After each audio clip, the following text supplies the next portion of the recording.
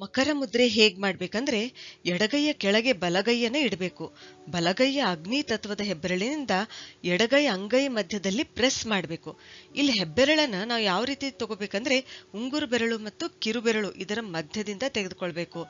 ಆಮೇಲೆ ಮೇಲೆ ಇರ್ತಕ್ಕಂಥ ಕೈಯಲ್ಲಿ ಪೃಥ್ವಿ ಮುದ್ರೆ ಮಾಡಬೇಕು. ಅಂದರೆ ಹೆಬ್ಬೆರಳು ತುದಿ ಮತ್ತು ಉಂಗುರು ಬೆರಳು ತುದಿ ಇವುಗಳನ್ನ ಜೋಡಿಸ್ಬೇಕು. ಇದೇನಂತಂದ್ರೆ ಮಕರ ಮುದ್ರೆ ಆಗುತ್ತೆ. ಈ ಮುದ್ರೆಯನ್ನು ನಾವು ಬಲಗೈ ಮೇಲಿಟ್ಟು ಮತ್ತೆ ಸೇಮ್ ಪ್ರೊಸೆಸ್ ರಿಪೀಟ್ ಮಾಡಬೇಕು. ಇಲ್ಲಿ ಎರಡು ಕೈಗಳಿಂದ ಮಾಡಿದಾಗ ನಾವು ಎರಡು ಕೈಗಳಲ್ಲಿರ್ತಕ್ಕಂಥ ಅಕ್ಯುಪ್ರೆಷರ್ ಪಾಯಿಂಟ್ಸ್ ಏನಂತಂದ್ರೆ ಅವುಗಳ ಮೇಲೆ ಒತ್ತಡ ಬೀಳುತ್ತೆ.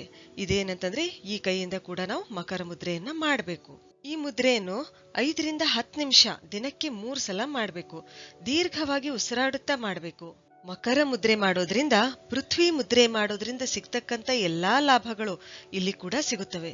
ಈ ಮುದ್ರೆ ಮಾಡೋದ್ರಿಂದ ನಮ್ಮ ವೀಕ್ನೆಸ್ ದೂರವಾಗುತ್ತೆ.